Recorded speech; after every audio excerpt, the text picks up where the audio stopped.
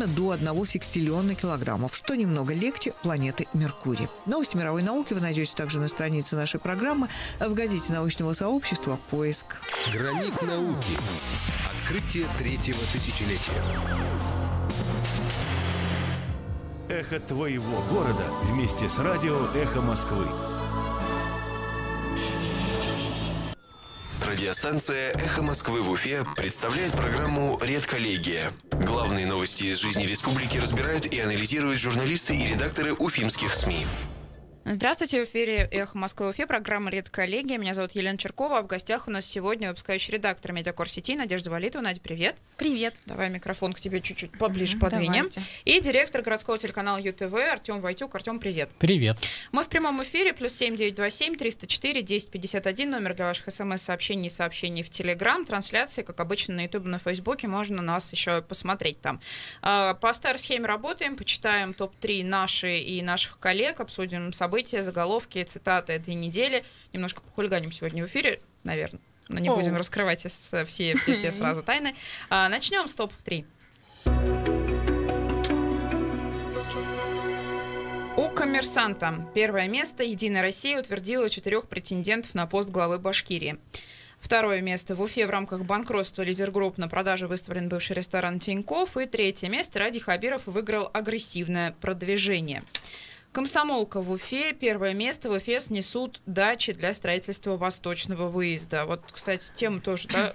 Ничего не снимали вы, Артем, по этому поводу? Мы не снимали, нет, но у нас материал тут тоже очень И у зашел нас, на кстати, сайте, тоже. Да. Да. Второе место у «Комсомолки». Башкирские активисты оскорбились из-за выступления татарского комика и требуют публичных извинений. Ну, публичные извинения. Публичными они не были, но извинения, как и доверяли. На камеру, по-моему, сняли. Как было, да? Серьезно? Ну, это уже считается публичным? Ну, я думаю, да, наверное. Если сняли на камеру и выложили, то Слушайте, я не видела. И что он говорит? Так, я прошу прощения, я тоже не видела. Я просто видела, что на Эделе Реале это действительно есть. И он, конечно, просил прощения. Надо посмотреть. Я так поняла, что ролик-то сам был вообще 2014 года, да? Да, он в 2014 году, сейчас? ну, то есть 4 года назад он там станцевал башкирский танец как-то. Надо, кстати, найти что-то. Я сам ролик в эти выходные видела, да. В каком-то костюме национально-татарском, по-моему. В татарском костюме башкирский танец танцевал. Что-то вроде Но такого, эта неделя, я смотрю, извинений прям, да? Да, прям, слушайте, это... Человек, вот молодой человек тренды. на Мерседесе. Ой, который... это мы обязательно обсудим. Да. Я думаю, вот я тоже. У меня тоже записано. Да, обязательно это дело обсудим. Совпадает. Итак, «Комсомолка», возвращаемся к их топу. Третье место. Женщина из Башкирии, которая пыталась зарезать своего ребенка, воспитывала 8 детей. Портал про Уфу. Первое место в семье в Башкирии, где мать пыталась убить 5-летнюю дочь, воспитывается 8 детей. Молодой срочник из Уфы погиб в Приморье во время учений. И в Уфе мужчина домогался 10-летней девочки в бассейне фитнес-клуба. Вот эти, кстати, новости про каких-то людей, которые домогаются. Только сегодня была новость от МВД, что 15-летняя девочка тоже вот. Не знаю, это как связать с весной? Или не знаю. Просто их становится все чаще. Тут ведь еще, знаете что? Я, конечно, сейчас, наверное, страшную вещь скажу. Это же слова против слов всегда. Ну, в большинстве случаев. Что это значит? Ну, ребенок говорит, что к нему кто-то пытался приставать, и в большинстве своем верят именно ребенку, а не взрослому человеку. Ну, то есть, это есть... Вот помните вот этот случай, когда девочка обвинила тренера в фитнес-клубе, который якобы возле нее сидел и там что-то делал, хотя на видео, которое есть... На видео там непонятно, видно, да, он просто сидит. Человек просто сидит с какими-то бумажками в руке. Ну, то есть, вот опять же, да, я прям рискую, наверное, сейчас нарваться на толпы тут злобных просто мам. исходит из проверки полицейских, а она установила, что дело, грубо говоря, было. Поэтому, собственно... Давайте вернемся тогда к топам. Наш сайт mskUFA.ru. Первое место. Председатель военно-врачебной комиссии, двоеточие. Рэпера Фейса не призвали в армию, в том числе из-за татуировок на лице. Слушайте, какая была реакция на эту новость? Почему в том числе? А во вторую очередь за что? Отличный альбом у тебя, мы тебя поэтому не возьмем. Классный альбом, пиши музыку дальше, молодец вообще. Я просто вот эту новость увидела у нас в Телеграм-канале, поскольку меня на той неделе не было на работе. Я увидела в Телеграм-канале, очень посмеялась, потом зашла в Твиттер и поняла, что мы просто стали звездами Твиттера, потому что эту новость просто репостили со страшной силой все, и очень много людей, конечно, смеялись и писали, типа, о, ребят, смотрите, лайфхак, да, кому там скоро в армию идти, то там зайдите в тату-салон, набейте себе что-нибудь на лице. Конечно, потрясающий был резонанс. Актуальная проблема. Кажется, это радикально. Да ладно. Татуировки сейчас сводятся, в принципе, лазером, насколько я знаю. Давно уже перестали быть каким-то там, не знаю, символом чего-то там, просто они очень красивые в большинстве своем, и в общем, я за. Второе место. Единая Россия утвердила, просто сама с ними, поэтому мне норм. Единая Россия утвердила список участников праймерис на выборах главы Башкирии. Это второе место на нашем сайте moskvyvufe.ru. И третье место. 2 чиновников Башкирии исключили из Единой России за явку в суд в пьяном виде. Мне очень нравится, как эти новости выглядят вместе, да, второе и третье место. Прекрасно.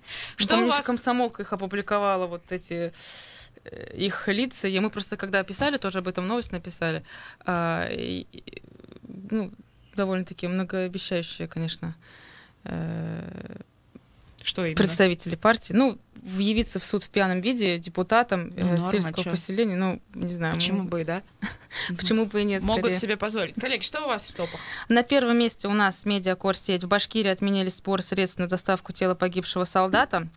А на втором месте, как игроки Салавата Юлаева отметили окончание сезона. Очень прекрасное, веселое, пьяное видео. Да ладно? И на третьем месте... Ты про то, где Умар пел в костыль? По-моему, это круто, да, ребята умеют веселиться с таким сложным... Прям, что ли? Не, в конце концов сезон окончен. Сезон окончен, я без каких-либо выпадов в их адрес. Ты прям думаешь, если он пьяный посмотреть... был, да? Нет, я сейчас не про него, а про того, кто снимал. В общем, если кто-то не видел, давайте сразу поясним, да, раз это про видео. Если кто-то не видел, то в интернете появилось потрясающее видео, как Линус Умарк, наш башкирский хоккеист со шведским именем, танцует и поет. Поет он причем в мою любимую песню. Что это за песня? Рик Эсли, это британский поп-певец. Да, песню британского исполнителя. Поет он ее в костыль Григория Панина, у которого, я напомню, травма ноги. Он ближайшие еще пару недель точно будет ходить в гипсе. И вот он просто Умарк спер костыль и в него пел и танцевал, главное. Прекрасно совершенно. Прям, если есть возможность, найдите, посмотрите. Я считаю, что заслужили. Это большое удовольствие. Сложным, тяжелым сезоном, молодцы. Так. На третьем месте тоже у нас, как и у других ребят, в Уфе снесут дома дачников для строительства восточного выезда. Артём, что у вас? У нас на ЮТВ.ру тоже Салават Юлаев. КХЛ прокомментировала спорный победный гол «Авангарда» в ворота Салавата Юлаева. Так. Тот самый единственный, да? Видимо, какая-то надежда закралась в сердца болельщиков. Может быть, все-таки нет. Второе. В Рио главы Башкирии Ради Хабиров объяснил, собственно, почему он не был на субботнике. Так. Вот. Что же он сказал, Артём? Он сказал, что его в Москву вызвали, насколько я помню. Это не повод. Это не повод? Это не повод не выйти на субботник. Можно выйти на субботник в Москве. В Москве, да, как абсолютно. вариант, да. Можно выйти на воскресник. Занят был человек. Можно провести понедельничную оперативку на субботнике. В понедельник. Да, чё нет? Субботник в понедельник, ломаем систему. Совещание в правительстве как раз в понедельник. Представляешь, как здорово? Они такие все в трениках, кроссовках, с пакетами, там, не знаю, в кепочках, чтобы клещи не покусали. И убираются вокруг здания правительства. А где бы ты их представила? На проспекте у здания правительства там и так всегда чисто. Там, думаешь, есть что убирать? Тогда придут на проспект. Там пыльно, вот пусть пыль убирают. Брызгают. Пыль? Я думаю, предложить надо тебе. Я, с вашего позволения, еще 2 зачитаю. Давай. То есть у меня не 3, а топ-4. Давай. В Уфе снесут дома дачников для строительства восточного выезда. Восточный выезд вообще занимает, на самом деле, сердца уфимцев, потому что как только новость какая-то появляется про него, выделили деньги, там начинают заново разрабатывать проект, инвесторы и так далее, новость заходит в народ, ее обсуждают. Его, наконец, уже. Да. И еще одна новость, которую хотел бы отметить. Мечта уфимского рэпера Моргенштерна сбылась. Ой, это было Знаете, прекрасно. да, что случилось? Да. Наконец-то он выпил с Ольгой Бузовой. Кофе.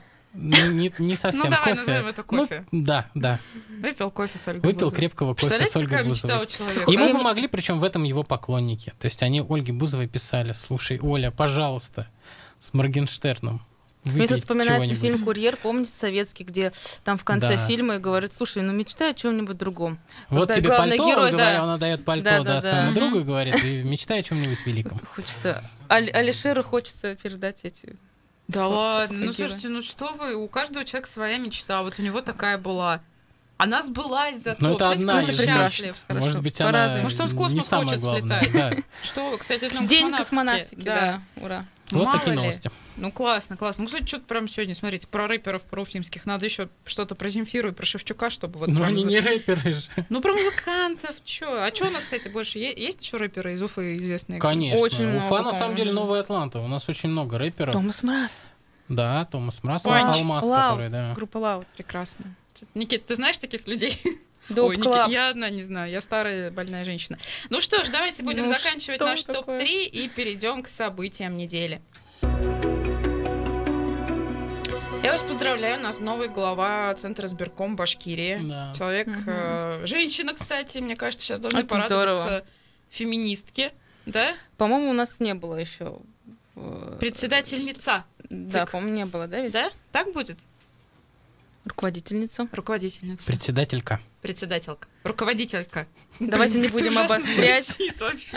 Ну, действительно, события недели. Да, слушайте, ну, вы, кстати, не ходили на... Кто-то из вас ходил? Нет, но мы хотим вас поблагодарить, вашу радиостанцию, за то, что вы вели прямой эфир, мы его смотрели. Пожалуйста. На самом деле, вот вроде как насыщенная неделя была, и вот мы как раз уже до эфира говорили о том, что она как-то вот Продолжение той недели, да, потому что обсуждаются все те же проблемы, да, парковки, газоны, пыль. Ну вот на самом деле это хорошо, мне кажется, что проблемы не забываются, и они вот из недели в неделю все-таки как-то решаются, ну, вообще, продвигаются. У меня как бы сразу несколько отметила событий. Давай. Например, да, конечно же, избрание нового руководителя. Вас, кстати, не смущает, что она сама признает, что у нее вообще не было никакого опыта в этом плане, и вот она будет учиться вместе со всеми нами теперь готовиться к этим выборам. Ну, если у нее был опыт руководителя, то, в принципе, это нормально. Мне кажется, это все-таки немного другие вещи. Знаешь, руководить коллективом и организовывать выборы, это все-таки, наверное, две большие разницы. Руководитель, организатор, он, в принципе, тебя не везде может пригодиться. Все нормально. Ну, может быть, немного, но не сказал бы, что сильно. Думаю, у нас будет время оценить, да, как бы... На самом деле, иногда свежий взгляд, он даже лучше. Возможно, и так. Вот 8 сентября посмотрим. Собственно, голодовка дольщиков Миловского парка, которая, в принципе, была недолгой, но несколько людей увезли на скорой в больницу, и ее посчитали провокацией, да. О ней высказался сам как бы Радий Хабиров, да. Субботники, да, которые мы обсуждали всю неделю. Давай тогда вот на голодовке остановимся, потому что не очень понятна хронология событий, во-первых. Дольщики начали голодовку, потом появилась новость о том, что с ними встретились представители Госкомстроя, и они решили продолжать голодовку. Буквально через несколько часов у вас же появилась новость о том, что они все-таки ее решили остановить. Я думаю, как это часто бывает, сразу же после голодовки и после появления об этом СМИ, да, потому что это начинается тиражироваться и так далее, к ним вот явились чиновники. Если сначала, видимо, грубо говоря, выражаясь языком, это Радий Фаридович не дожали, видимо, потом их все-таки привели такие доводы, да, чтобы они приостановили ее. Кроме того, мне кажется, все-таки они, возможно, побеспокоились в том числе за свое здоровье, потому что я уже сказала, что нескольких человек действительно увезли на скорой. А как они сейчас себя чувствуют? Они не связывались? Насколько мне... Пока не связывались, но вот пока, по последним данным, по-моему, вот они, если я не ошибаюсь, вернулись домой. Там, по-моему, конечно, спасибо, уточним. В критическом состоянии, да, была каком-то, нет? Там прям сильно упал сахар. Да, из-за сахара как раз. Потом вторую увезли, по-моему, по той же причине, да? Кажется. Да. Тоже сахар упал. Ну, да, это логично. Так а что насчет провокации-то? Почему Хабиров это за провокацию счел?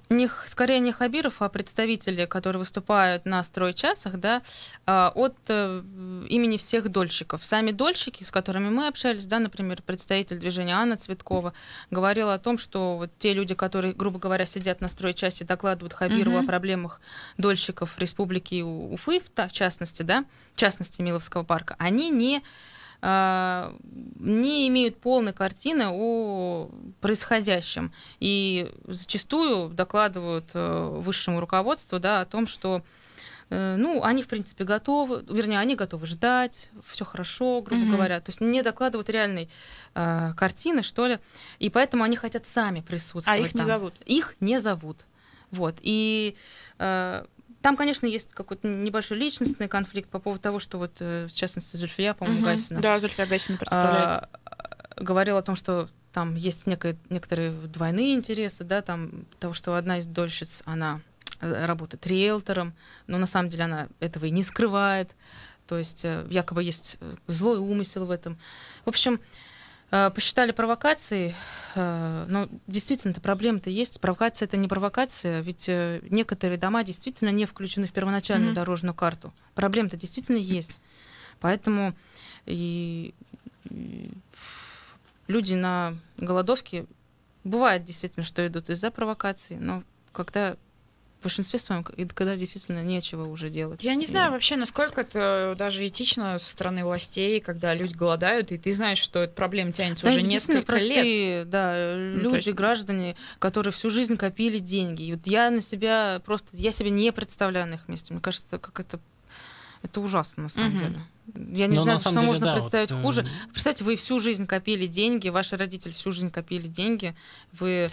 Там еще самое ужасное происходит, то, что эти люди, в принципе, они платят ипотеку, да. живут и еще снимают у друзей. В квартире, да, снимают, у друзей и у родителей живут это, мне кажется, в лучшем случае, потому что снимают, и у них плата за месяц получается там 50-60, а то и 70 тысяч. То есть я ни одно такое интервью видел. Как в Москве квартиру снимать, по сути, с нашими уфимскими зарплатами. Да, но даже дороже, на самом деле. То есть 70 тысяч человек говорил, у него ипотека плюс съемная квартира, но это большие деньги.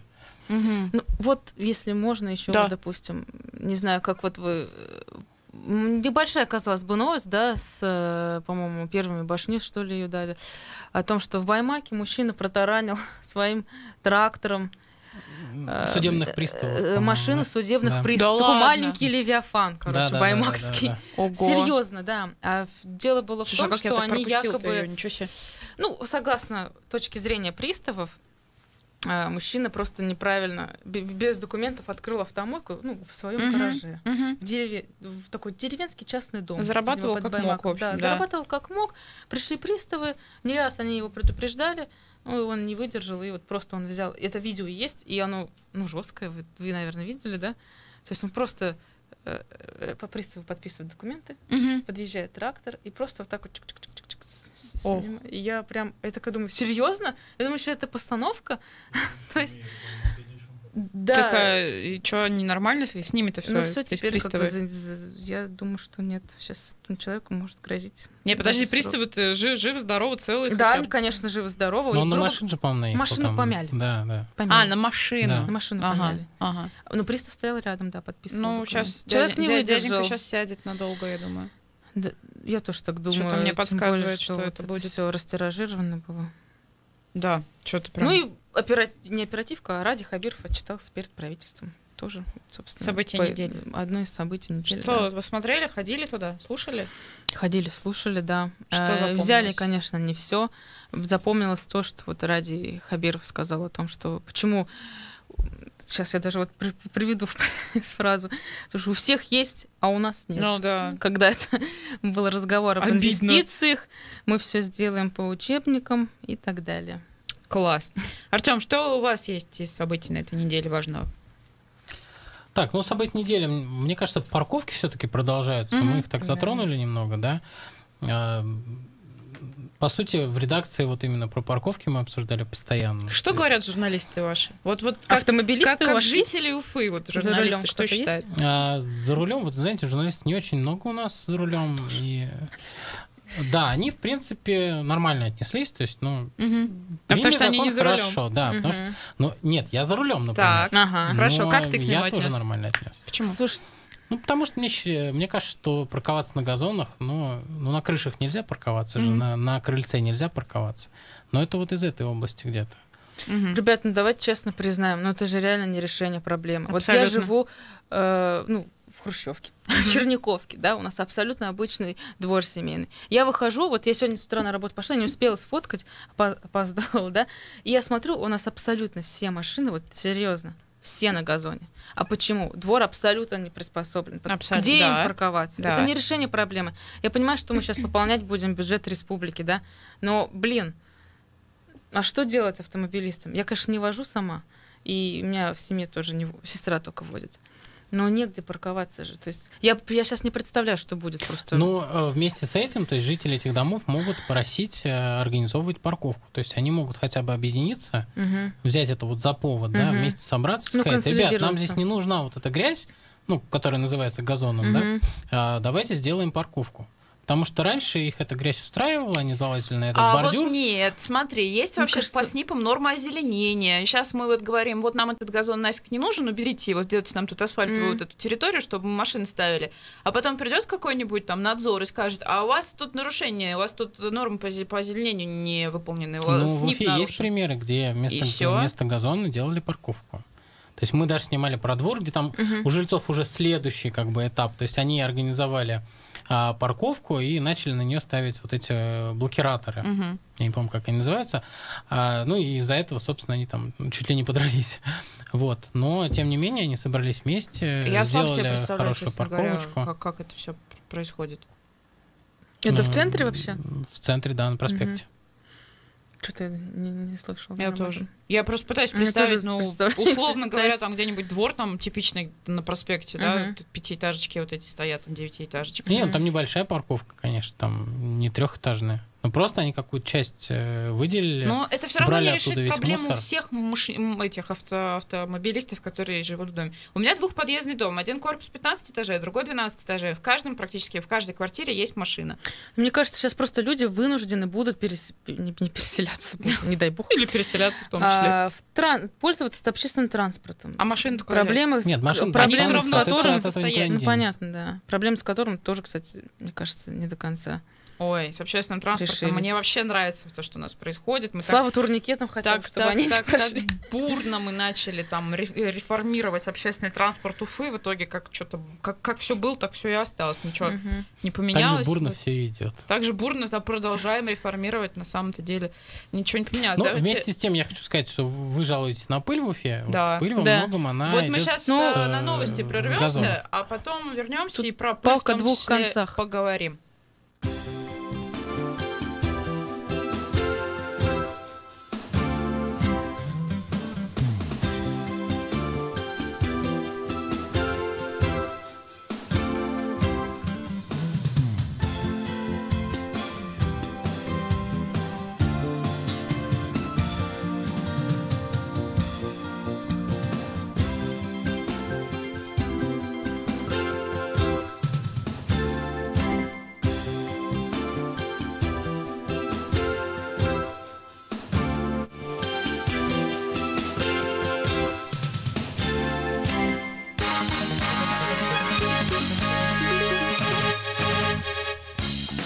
В Москве 13 часов 30 минут на Эхе Новости. В Эстонии задержан бывший сотрудник полиции, которого подозревают в сотрудничестве с российскими спецслужбами. Владимир Куликов находится под арестом. Утверждается, что он, вопреки предостережениям, поехал в Россию, где с ним и вступили в контакт представители спецслужб. Другие подробности не приводятся. За время службы в полиции безопасности Куликов признавался сотрудником года и был награжден орденом за заслуги в деле повышения обороноспособности Эстонии. В Крыму надеются за полгода подсчитать ущерб, нанесенный экономике полуострова в период нахождения в составе Украины. По словам вице-спикера Госсовета Ефима Фикса, считать будут в американских долларах. Итогом работы специально созданной группы станет некий аналитический документ. Напомню, впервые идею подсчета ущерба высказал спикер Госдумы Вячеслав Володин. Профсоюзы намерены вывести на первомайские шествия в России до 3 миллионов человек. Главным требованием станет повышение зарплаты. По словам главы Федерации независимых профсоюзов Михаила Шмакова, в некоторых регионах, цитирую, додумались до того, что пытаются запретить профсоюзные митинги и шествия. Между тем, глава Минтруда Максим Топилин утверждает, что реальная заработная плата россиян выросла в минувшем году почти на 7%, и это самый высокий показатель с 2012 года.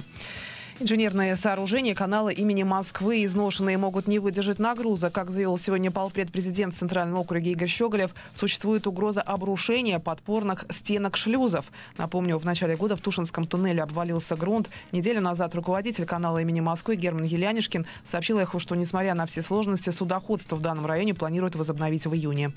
срок обследования у нас занял 3 месяца. Комиссия Росранснадзора завершила работу 1 апреля. Агентством поставлена задача в максимально короткие сроки возобновить судоходство для тех компаний, которые работают на этом участке. Это несет достаточно серьезную угрозу в плане финансовых потерь, снижения оборотов, недополучения прибыли. Но и в каких-то случаях, если мы задержим с возобновлением навигации, в таких случаях может привести к банкротству компании. Поэтому в самые кратчайшие сроки судоходство будет восстановлено. Мы ориентируемся на первые числа июня. По предварительным подсчетам, стоимость ремонта данного участка составит не менее 200 миллионов рублей. Официальный курс доллара на завтра 64 рубля 52 копейки, евро 72 рубля 84 копейки, плюс 6 градусов сейчас в Москве, ночью обещают плюс 1,3, завтра днем плюс 6,8, местами небольшие осадки. Марина Старостина, служба информации, Эхо Москвы.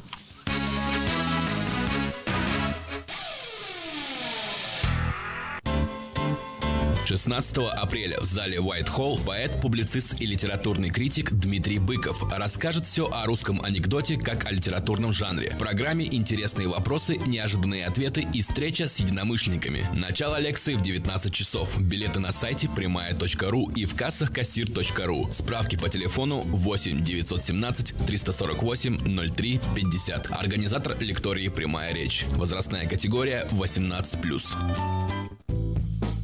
По понедельникам и четвергам после 13 часов в студию «Эхо Москвы» в Уфе приходят те, кто хочет сделать наш город лучше. Слушайте совместную программу «Эхо» и Центра современного искусства «Облака» «Парк искусств». Ведет программу Валерьян Гагин. По понедельникам в студии «Эхо Москвы» в Уфе подводить итоги прошедшей недели будет Азамат Саитов и его гости. Каждый понедельник вместо программы «Персонально ваш» слушайте программу «Послесловие» с Азаматом Саитовым после 15 часов.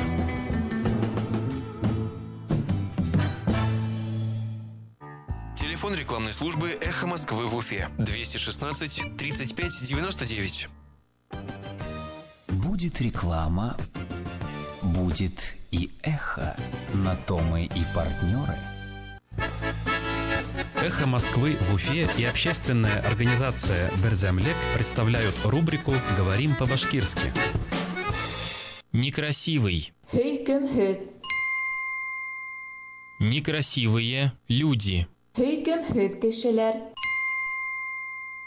Некрасивые люди. Мэрия Уфы опровергла информацию о своей нелюбви к некрасивым людям. Өфе кала хакимияте үзенең хөкемһез кешеләрне яратмау турасындагы мәгълүматты кире какты. Мэрия Уфы опровергла информацию о своей нелюбви к некрасивым людям. Өфе кала хакимияте үзенең хөкемһез кешеләрне яратмау турасындагы мәгълүматты кире какты. «Эхо Москвы» в Уфе и общественная организация «Берземлек» представляют рубрику «Говорим по-башкирски». Радиостанция «Эхо Москвы» в Уфе представляет программу «Редколлегия». Главные новости из жизни республики разбирают и анализируют журналисты и редакторы уфимских СМИ. Продолжаем программу «Редколлегия». Елена Черкова, микрофон. И у нас в гостях выпускающий редактор «Медиакор сети» Надежда Валитова и директор городского канала ЮТВ Артем Войтюк. Мы с вами остановились на событиях недели, обсуждали их до перерыва на новости. Я предлагаю продолжить это делать. Про что? Про пыль поговорим или все еще про парковочки? Я вот, знаете, про парковочки, наверное, хочу отдельно поговорить, помимо того, насколько это прекрасный закон, помимо того, что теперь развязываются руки у людей, которые будут фоткать и отправлять фотки с доносами на своих соседей. Ну, донос это, конечно, прям 37-м годом попахнуло сейчас немножко, да, ну так, жаловаться на своих соседей. Видео опубликовано у Радия Хабирова в Инстаграме и в Фейсбуке. Это, конечно, совершеннейший шедевр. Если кто-то не видел, сейчас постараюсь кратенько изложить. В общем, ситуация. Молодой человек в дорогой машине, как он говорит, Мерседес у него, просит прощения у жителей Уфы Говорит, что, в общем, заехал на газон вчера, очень не хотел, конечно, не со зла это сделал, вот так получилось, простите, извините, вот я вам вместо того, чтобы вот дальше на газоны заезжать, в качестве извинения елочки посажу. Елочки, конечно, сам он не сажает, выскакивает из машины с костылями и в гипсе и говорит, вот, друзья мои, вот, типа, елки сажают, а я вот не могу, ножку сломал пару неделек назад, у него там такое было. И вот это видео было опубликовано с подписью от Радия Хабирова, что никто не заставлял, и сам он тоже говорит, меня никто не заставлял. Он сказал, я очень дико извиняюсь, мне никто не пригрозил. Мне никто не пригрозил, да, меня никто не заставлял. Ничего не указал. Я сам хочу, и вот Хабиров тоже говорит, никто не заставлял, вообще это типа даже не постановочное... Я снимал это видео, если не постановочное это видео, да, все вот просто чисто сердечное признание, вот такой вот прекрасный молодой человек, ответственный, у нас в городе живет и сажает елочки. Но у Хабирова был смешной комментарий, типа, ну, неплохо для начала, но я хочу штрафов, да, что-то в таком духе. I want to see you suffer. Прям, я хочу, чтобы ты страдал. Прекрасно. Не кажется ли вам, что это просто очередное какое-то творчество? Мне кажется, мы еще увидим что-то похлеще, это потому что тренд пошел на... Вообще, если видели, еще Элвин Грей выложил видео из машины. О, да. И я, честно говоря, когда это увидел, без звука, я подумал, что он тоже извиняется за парковки. Но я не заехал. Потом оказалось, что он в Стебае выступать будет. Ой, Элвин Грей, да, прекрасен тоже, да. На 1 мая анонсирует концерт в Стебае на центральной площади города. Какая-то блогерская тема, да, пошла? Да, камон, какая реклама? Он же сказал, что это не коммерческий концерт, поэтому, типа, бесплатно в качестве, там, благотворительной акции, друзья, давайте поедем, там, еще кто-нибудь, присоединяйтесь, споем, устроим там кач, движ, фейс должен приехать. Ну, если он приедет, это будет бум. Я сама поеду в Стебай. Не боишься? Нет. Респираторы наденем. Да. 1 мая как раз выходные. Я просто хотела про этого парня как раз сказать, что я вообще хотела это взять как раз за цитату недели, потому что, ее вы уже произнес Артём, поэтому мне кажется, да, повторим обязательно. Мне кажется, очень показательное видео, но которое, мне кажется, носит какой-то популистский характер. Вот вам, не знаю, не кажется? Я имею в виду тренд на извинения, очень постановочные, не знаю, что. Ну, то есть, ты знаешь, вот я даже не знаю, как к нему относиться, но сейчас не согласился. Я ему не верю точно. Я думаю, вы тоже. Да, ребят, камон, это же постановка. Ну, понятно. Ну, серьезно. Но если кто-то считает, что это действительно прям живой, настоящий человек, послушайте, подается ведь решил... как по...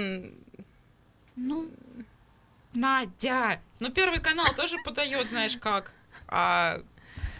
Меня смутило больше, что я это в первый раз увидел именно в Инстаграме Радия Хабирова. Если бы я это видел в Базе ТП, там где-нибудь, ВКонтакте, просто не знаю. Эксклюзив какой-то такой. И потом бы это вышло уже на более высокий уровень, это было бы логично. То есть по этой тут логике, почему-то... по этой логике можно было бы предположить, если бы это действительно все так происходило, как это происходит на видео, что кто-то вот записал видео, специально отправил Хабирова, типа, простите меня, пожалуйста, великодушно, челом бью.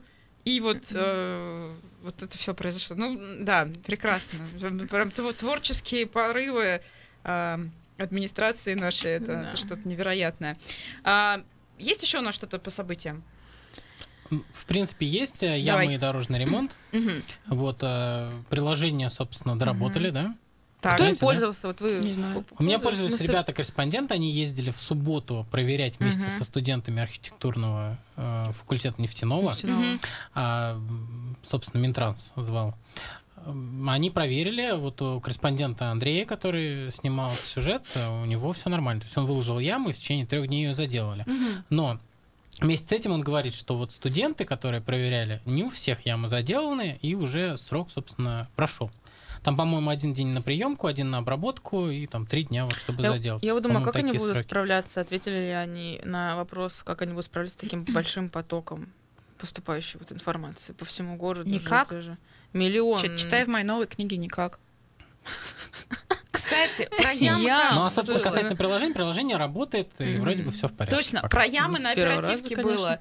Мухаметьянов озвучивал цифры, что в приложении, по-моему, в приложении он говорил, там 1700 с чем-то ям, что-то такое было. И Хабиров говорит, не, мало, надо больше, надо до сотен довести, там, до десятков тысяч. По-моему, порядка до 20 тысяч он назвал сумму. У меня вот вопрос, вы вот эти вот 1700 сначала решите проблему, а потом уже поговорим про 20 тысяч ям. Нет, но он должен знать исходные данные, то есть понимать, что в Уфе там не 1700 ям, про которые рассказали, а что их 20 тысяч.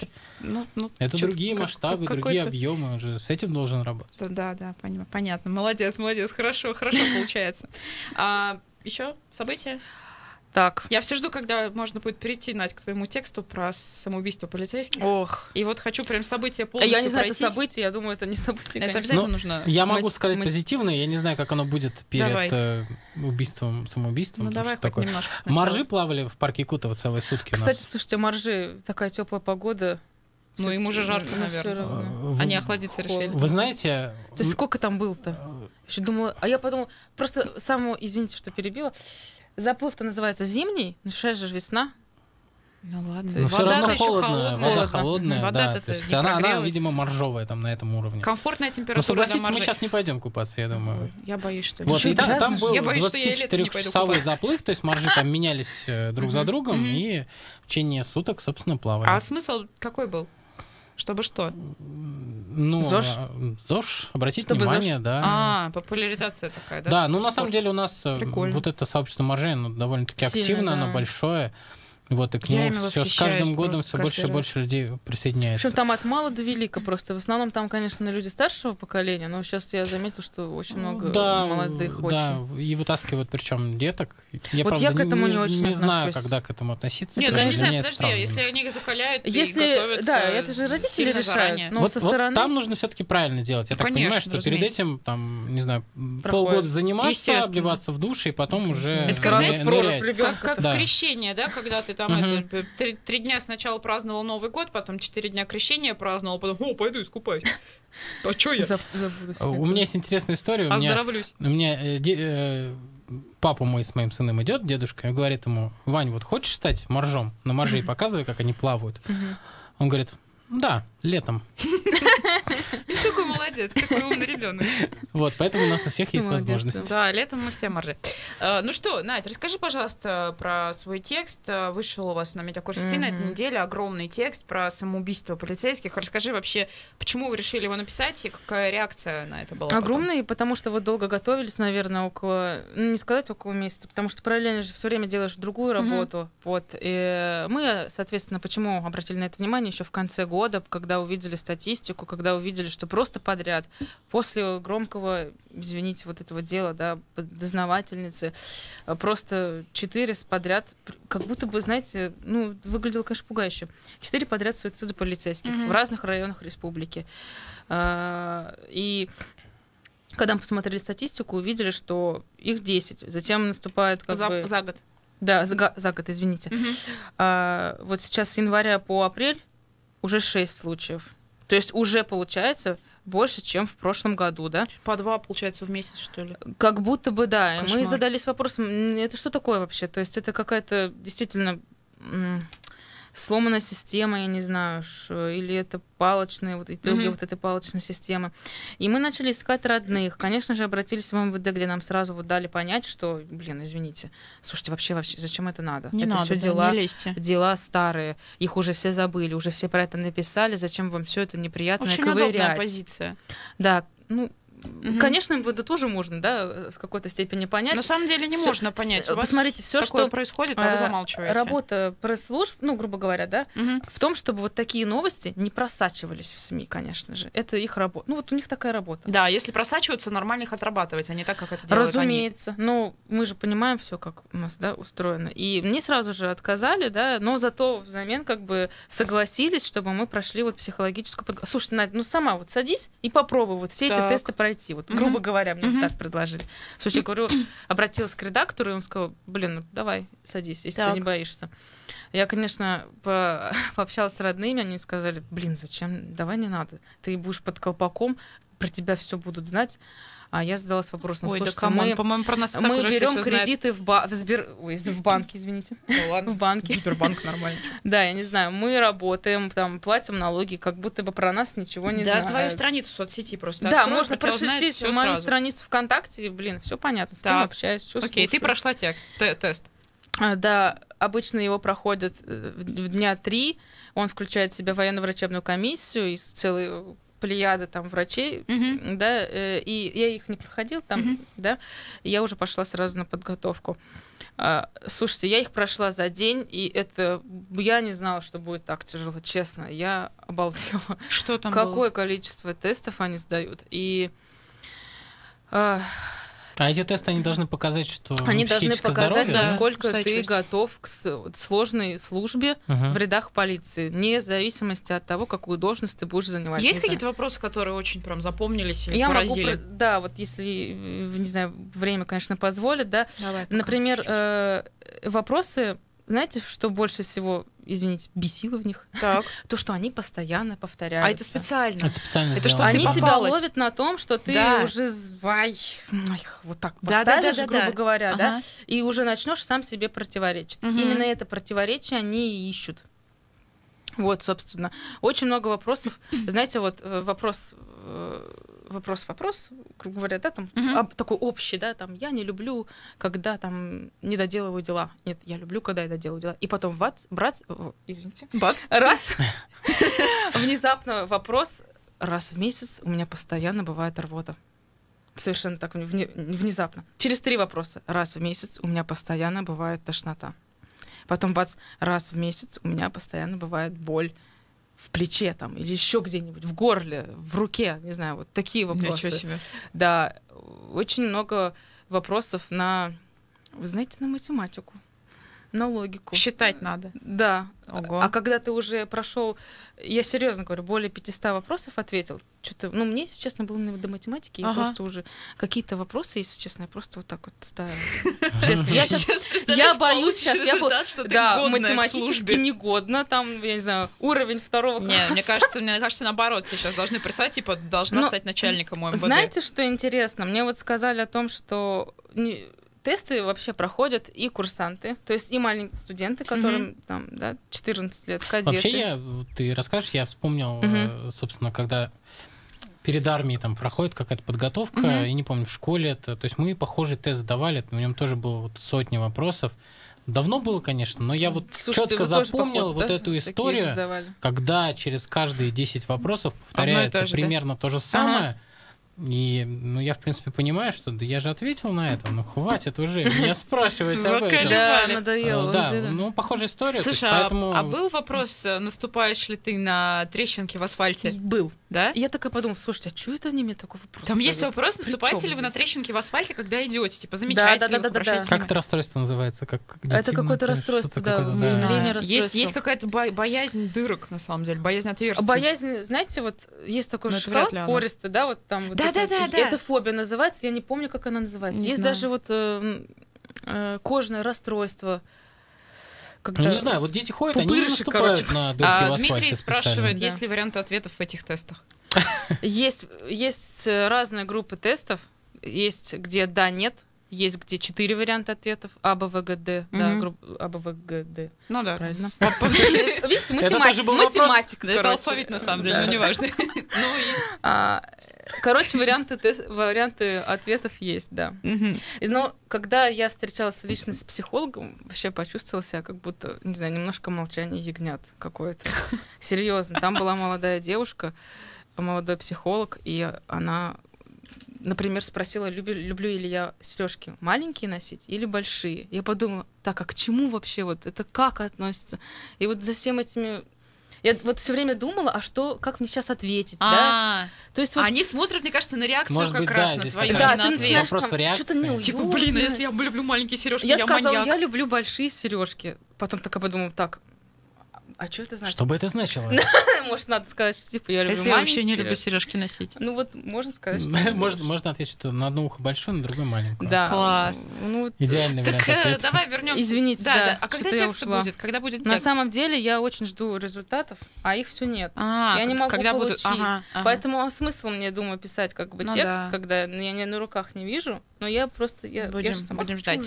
Чтобы другое. Слушай, ну вот по поводу самоубийств все-таки полицейских, когда текст уже вышел, была какая-то реакция от силовиков, например? Я честно скинула, вот я опубликовала, поставила на сайт, честно скинула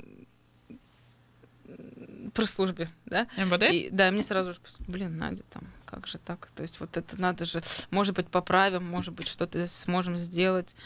У меня был комментарий их стороны. У меня был комментарий начальника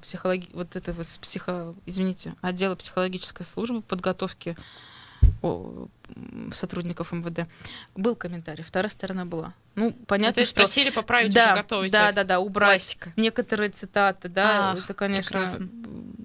было... Я сразу сказала, что, к сожалению, не получится. И, во-первых, поговорите с главным редактором, наверное, да, это уж, наверное, не совсем мое. Вот. И, в итоге, слава богу, ничего, то есть текст стоит, вы можете ничего почитать.